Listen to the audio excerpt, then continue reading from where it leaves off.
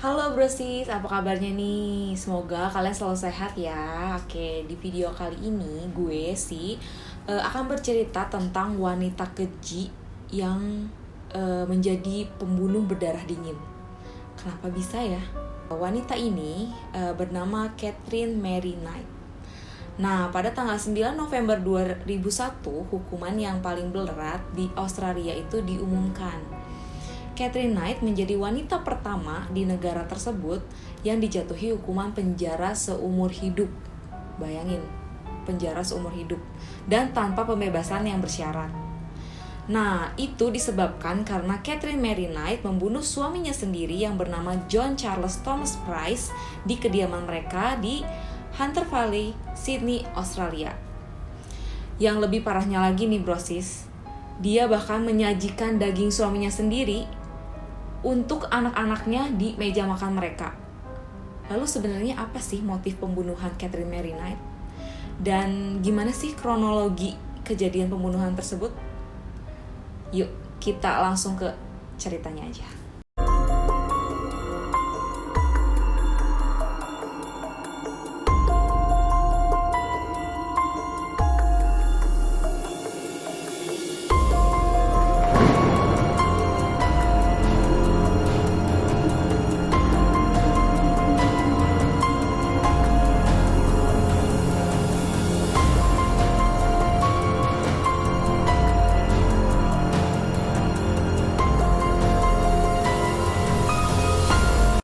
Catherine Mary Knight lahir ke dunia pada tanggal 5 Oktober 1955 di Moree, New South Wales.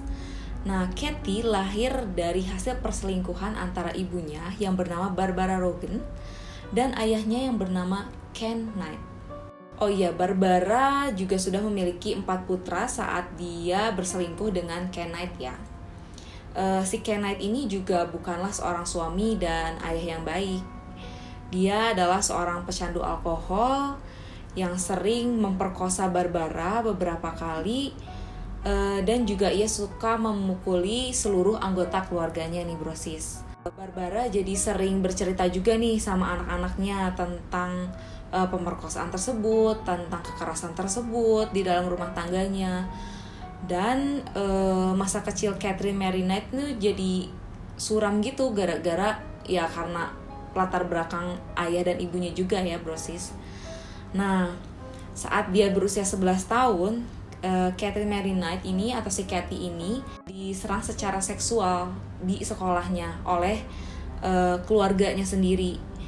Tragedi-tragedi ini pun ngebuat mental atau psikolog Cathy menjadi rusak. Jadi dia tidak punya kepercayaan diri selama masa kecilnya tersebut. Mungkin ini juga yang membentuk dirinya menjadi wanita seperti saat ini. Karena kehidupan rumah tangganya atau maksudnya kehidupan keluarganya ini dipenuhi dengan ketakutan dan ketidakstabilan, Cathy tumbuh menjadi anak yang kasar. Dia pernah menyerang teman sekolahnya sendiri dengan pisau, dengan barang-barang tajam, dan sampai gurunya sendiri pun terluka saat melerai Cathy dan temannya ini. Nah, di usia 15 tahun, Cathy memutuskan untuk berhenti sekolah. Setelah memutuskan untuk berhenti sekolah, dia memutuskan untuk bekerja menjadi seorang pemotong hewan di pejagalan kayak gitulah, brosis. Nah, Cathy akhirnya dapat pekerjaan impiannya ini, menjadi pemotong organ-organ dalam hewan gitu. Jadi kalau di pejagalan tuh kan mungkin ada tugas-tugasnya sendiri ya. Nah, Cathy itu dapat tugas yaitu memotong organ-organ dalam hewan-hewan nih seperti sapi mungkin ya, atau kambing, domba, yang lain-lain seperti itu. Dan dia sangat menikmati pekerjaan tersebut nih brosis. Karena dia seneng banget nih dengan pekerjaannya dia sampai memajang satu set pisau di kamarnya atau di atas tempat tidurnya gitu. Jadi sebelum dia pergi tidur, dia suka memandangi pisau-pisaunya sendiri. Di situ kita udah mulai curiga ya, karena seorang wanita kok suka dengan alat-alat tajam seperti itu, dan dia senang memandangi pisau-pisau tersebut sebelum dia pergi tidur. Oke, para pria di kehidupan Kathy Knight. Pria pertama. Pada tahun 1973, Kathy bertemu dengan rekan kerjanya yang bernama David Kellett. Mereka menjalin hubungan dan memutuskan buat menikah di tahun 1974 nih brosis. Tapi malam pertama mereka berubah menjadi mencekam.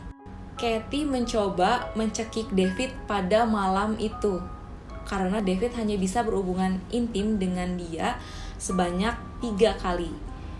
Mungkin ekspektasinya Kathy itu lebih dari itu ya. Jadi mungkin mereka berantem dan sempat terjadi cekcok. Dan di malam pertama mereka itu Kathy mencekik David. Kehidupan rumah tangganya pun menjadi berantakan. Tidak hanya malam itu, selanjutnya di hari-hari selanjutnya pun rumah tangganya dipenuhi dengan kekerasan. Kathy pernah memukul kepala belakangnya David sampai berdarah. David lari ke rumah tetangganya dengan penuh darah, dengan berlumuran darah. Lalu jatuh dan saat diperiksa oleh dokter, tengkorak kepalanya sampai retak. 2 tahun setelahnya, pada tahun 1976, mereka mempunyai anak mereka yang pertama dan diberi nama Melissa Ann. Tapi David ngerasa dia udah mulai muak nih sama istrinya yang gila itu. Akhirnya David berselingkuhlah dengan seorang wanita. Dan kejadian ini membuat Kathy sangat marah. Kalian tahu sendiri kan, kalau Kathy sudah marah bisa sampai melakukan kekerasan-kekerasan yang sangat kejam. Dia membawa anaknya yang masih berumur 2 bulan, si Melissa ini dia bawa. Dan kalian tahu dia bawa Melissanya kemana? Dia bawa ke rel kereta api dan dia taruh si Melissanya di tengah-tengah rel kereta apinya. Untung aja, dan ditinggalin. Untung aja saat Melissanya ditinggalin di tengah-tengah rel kereta, ada seorang kakek tua yang menyelamatkan Melissa. Kebayangkan kalau misalnya waktu Melissanya ditinggal dan ada kereta yang lewat, mungkin Melissa udah tidak ada di dunia ini lagi ya brosis. Beberapa hari kemudian, Kathy mengambil salah satu koleksi pisaunya ini dan dia menyayat muka seorang wanita yang tidak dikenal sambil mengancam wanita tersebut karena Kathy ingin pergi ke Queensland. Jadi David ini pergi ke Queensland dengan wanita selingkuhannya nih. Nah, Kathy ini ingin menyusul si David ke Queensland, cuma dia tidak punya transportasi apapun. Mungkin dia ketemu sama wanita ini di jalan, dia ingin minjem mobilnya atau entah gimana, tapi wanitanya gak mau ngasih. Akhirnya dia mengancam dengan pisaunya, dengan salah satu koleksi pisaunya, sampai menyayat muka wanita yang tidak dikenal ini. Untungnya wanita ini berhasil melarikan diri nih brosis dan menelepon polisi. Akhirnya polisi berhasil melucuti senjatanya yang dipegang oleh si Kathy itu. Lalu setelah kejadian ini, Kathy sempat dirawat di rumah sakit jiwa Morisset. Tapi gak lama setelah ini nih brosis, David mungkin karena entah motifnya kasihan atau masih cinta sama Kathy, akhirnya dia membawa Kathy keluar dari rumah sakit jiwa Morisset dan mereka kembali rujuk. Pada bulan Maret tahun 1980, mereka memiliki anak kedua mereka yang diberi nama Natasha Marie. Tapi 4 tahun kemudian mereka akhirnya berpisah, mereka bercerai, dan akhirnya Kathy kembali ke pekerjaan impiannya di rumah jagal, yaitu kalian tahu sendiri memotong organ-organ dalam hewan. Oke, itu adalah kisah atau cerita dari pria pertama. Sekarang kita akan bercerita tentang pria kedua di kehidupan Kathy Mary Knight. Pada tahun 1986, Kathy bertemu lagi dengan korban selanjutnya nih brosis, yang bernama David Saunders. David Saunders adalah seorang penambang yang baik, dia baik, dan lalu mereka jatuh cinta. Dan beberapa bulan Saunders memutuskan untuk pindah ke rumah Kathy.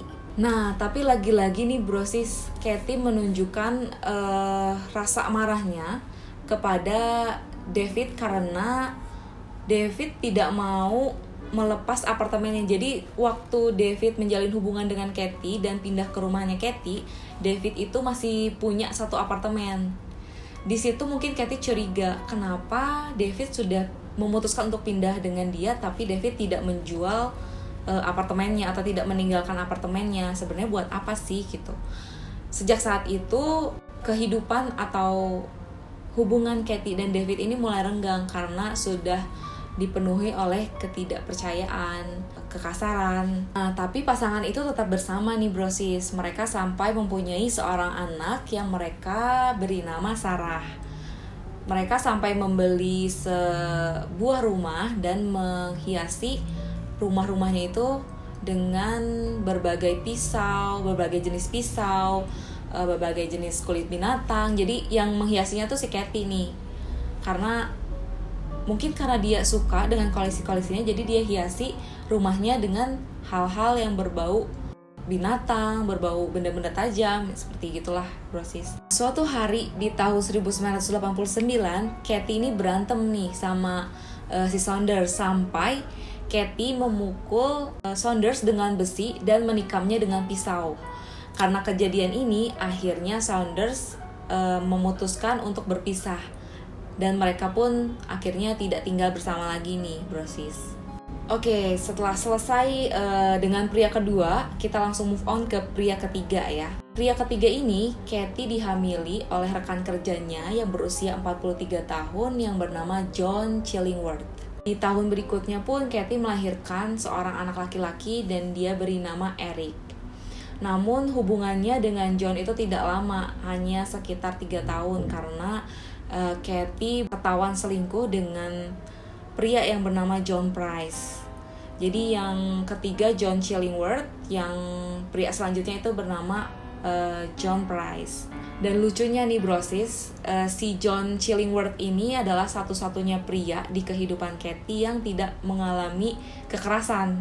Jadi semua dari pria pertama sampai pria terakhir tuh mengalami kekerasan kecuali si John Chillingworth. Setelah kisah pria yang ketiga, kita langsung move on ke pria keempat atau korban terakhirnya si Kathy Mary Knight ini ya. Hubungan Kathy dan John Price ini dimulai dengan cukup normal brosis. Pasangan ini memutuskan untuk tinggal bersama pada tahun 1995. Price ini ternyata sudah punya 2 anak dan dia juga memutuskan untuk membawa anak-anaknya untuk tinggal bersama dengan Kathy.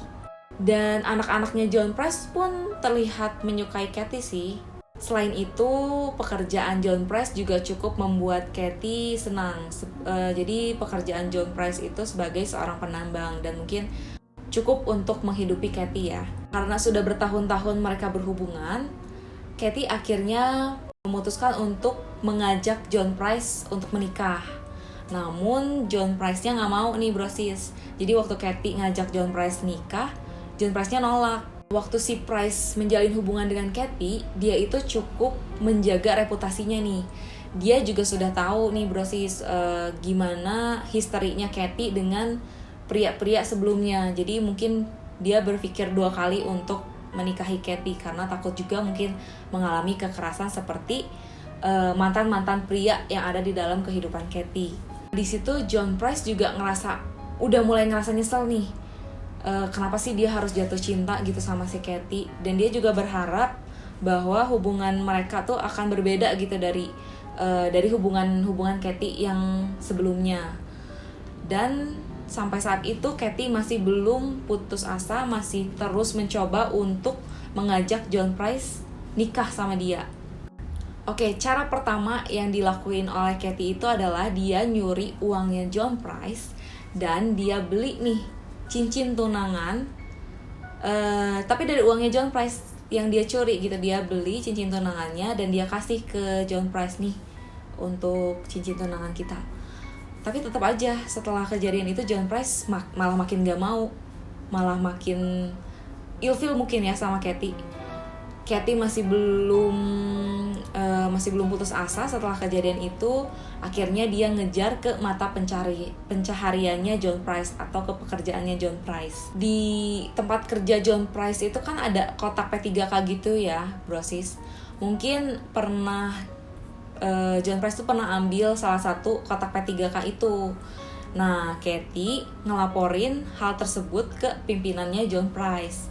Sebenarnya untuk kejadiannya itu sih sepele ya, karena hanya kotak P3K. Tapi karena mungkin perusahaannya itu sangat menjaga integritas karyawan-karyawannya, akhirnya John Price terpaksa dikeluarkan. Padahal John Price sudah 17 tahun bekerja di perusahaan tersebut. Cuma gara-gara Katie yang melaporkan hal yang seperti itu ke pimpinannya. Oke, setelah kejadian itu hubungan mereka makin kacau nih, brosis. Price pernah nendang Katie ke tepi jalan, terus Katie pernah membuat rumor-rumor tentang John Price seperti John Price pernah mencabuli anaknya. Pokoknya mereka makin menjelekkan satu sama lain dan hubungannya makin kacau nih, brosis. Sampailah pada momen di mana mereka beradu argumen yang sangat panas dan akhirnya Katie menikam John Price dan Katie dilaporkan ke polisi. Nah, Price ngelaporin Katie ke polisi dan menyuruh polisi untuk melakukan penahanan kepada Katie karena sudah mengancam nyawanya kan, brosis, di tanggal 29 Februari tahun 2000. Tapi setelah Price melaporkan Katie ke polisi, Price dikasih tahu nih sama pihak polisi bahwa untuk melakukan penahanan itu dibutuhkan waktu selama beberapa minggu. Nah, selama beberapa minggu ini, Katie ternyata dia sudah tahu bahwa dia itu sedang dilaporkan oleh John Price ke polisi. Karena Katie sudah mengetahui bahwa John Price sudah melaporkan dia ke polisi, akhirnya Price memperingatkan teman-temannya nih, kalau misalnya besok Price tidak masuk kerja, berarti nyawanya sudah diambil sama Katie, atau artinya Price sudah dibunuh oleh Katie. Temannya sih ya kayak ya udah gak terlalu didengarkan gitu karena mereka pikir cuma bualan John Price aja.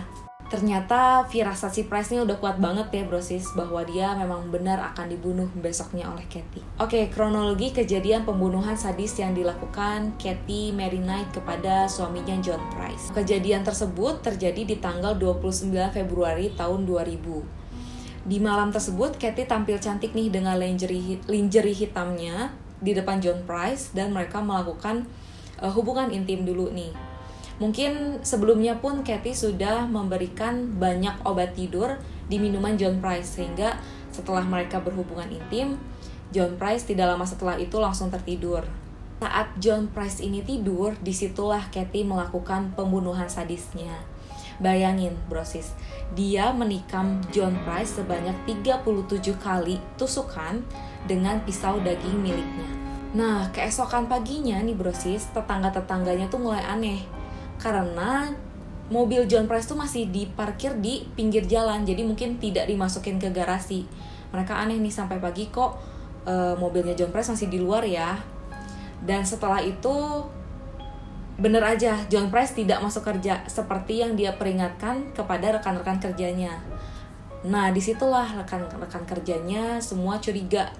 Wah, John Price hari ini beneran gak masuk nih. Kemarin kan dia udah memperingatkan kita kalau dia nggak masuk berarti dia dibunuh. Jangan-jangan emang beneran gitu dia dibunuh. Akhirnya lah semua rekan-rekan kerjanya ini nyusulin John Price ke rumahnya. Nah, waktu rekan-rekan kerjanya datang ke rumah John Price, mereka langsung kaget karena waktu mereka ngintip, rumahnya tuh udah dipenuhi dengan banyak darah gitu, brosis. Mereka gak lama setelah itu langsung telepon polisi dan polisi pun gak lama langsung datang. Akhirnya polisi melakukan penggeledahan di rumah John Price. Nah, ketika polisi menggeledah rumahnya John Price, polisi menemukan bahwa Katie sedang pingsan atau tertidur pulas karena dia meminum banyak pil penenang gitu. Setelah polisi ngelihat Katie Mary Knight tertidur, akhirnya polisi ngelanjutin penyelidikannya, menggeledah bagian-bagian rumahnya John Price. Mereka kaget banget nih, brosis, waktu mereka lihat bahwa di ruang tamunya tuh udah ada kulitnya John Price yang digantung di tengah-tengah ruang tamunya. Akhirnya setelah itu mereka lanjut lagi nih penggeledahan. Setelah mereka masuk ke area dapur, mereka ngelihat ada satu panci di atas kompor yang selesai dimasak oleh Katie. Dan waktu mereka buka pancinya, Ternyata di dalam pancinya itu ada kepalanya si John Price. Selain itu brosis, Kathy pun udah menyiapkan dagingnya John Price nih yang udah dimasak sama dia. Dia simpanlah di atas piring, 2 piring gitu dia udah siapin di atas meja makan. Dan udah ada secari kertas gitu untuk anak-anaknya John Price. Nah, kertasnya ini berbunyi, kalau aku tidak bisa miliki ayah kalian, siapapun tidak boleh ada yang memiliki. Nah, gila banget kan apa yang udah dilakukan sama si Kathy. Bukan hanya membunuh, tapi dia juga memutilasi, menguliti, memenggal kepalanya, dan menyajikan dagingnya John Price untuk anak-anaknya John Price. Kalian bisa bayangin gak sih kalau kalian makan daging anggota keluarga kalian yang sudah mati? Untungnya anak-anaknya tuh pada malam itu gak pulang gitu ke rumahnya. Jadi mereka belum sempat makan daging ayahnya sendiri. Setelah polisi melakukan penyelidikan di rumahnya John Price, akhirnya Kathy Mary Knight dibawa nih ke rumah sakit, brosis. Ke rumah sakit dulu dibawa. Dia dicek nih mentalnya oleh dokter atau oleh psikolog. Takutnya memang Kathy ini agak-agak gila gitu ya. Tapi setelah dilakukan pengecekan, ternyata Kathy tidak gila, brosis. Maksudnya dia bisa membedakan mana yang baik, mana yang buruk. Jadi dia itu ditetapkan atau divonis sebagai seorang psikopat. Kenapa sih dia ditetapkan atau divonis sebagai seorang psikopat? Karena semua ciri-ciri psikopat tuh ada di dirinya, yaitu dia nggak ngerasa bersalah, dia bisa membunuh siapa aja gitu tanpa punya rasa kemanusiaan di dalam dirinya. Nah, pada tanggal 18 Oktober 2001, akhirnya Kathy mengaku bahwa dia telah melakukan pembunuhan kepada John Price. Dan karena tindakan biadabnya tersebut, akhirnya Kathy dijatuhi hukuman seumur hidup. Dan dia menjadi wanita pertama yang dijatuhi hukuman seumur hidup di Australia. Lalu dia tidak bisa dibebaskan. Jadi maksudnya tanpa pembebasan bersyarat. Jadi Kathy akan terus diam di dalam penjara. Nah, brosis, KDRT itu memang sudah sering terjadi kan di seluruh bagian dunia. Cuma biasanya nih laki-laki atau para suami yang melakukan KDRT kepada istrinya, kepada para wanita. Di sini, di kasus ini beda sendiri nih. Wanitanya yang sangat sadis kepada suami-suaminya, kepada para pria di kehidupannya. Kalian jadi tahu juga kan setelah kalian nonton atau setelah kalian tahu kisah ini bahwa nggak semua pria, nggak pria doang nih atau nggak laki-laki doang nih yang bisa melakukan KDRT. Ternyata wanita pun bisa gitu kalau misalnya dia memang seorang psikopat. Dan bahkan kalau kalian tahu ya, para petugas yang melakukan penyelidikan di rumahnya John Price sampai gak bisa makan daging selama beberapa bulan setelah melakukan penyelidikan tersebut. Mungkin saking traumanya ya ngelihat ngerinya gitu, ngerinya gimana John Price dibunuh, gimana badannya dikuliti, dipenggal dan dimutilasi. Mereka sampai setrauma itu. Oke, segitu aja kisah yang gue bahas kali ini. Semoga kalian suka dengan kisah yang gue bahas. Kalian boleh komen juga di bawah pendapat kalian tentang kisah ini. Dan kita akan cerita lagi, kita akan ketemu lagi di video-video selanjutnya. Kalian harus tungguin kisah-kisah apa yang bakal gue bawain. Oke brosis, tungguin gue di video selanjutnya. Bye-bye!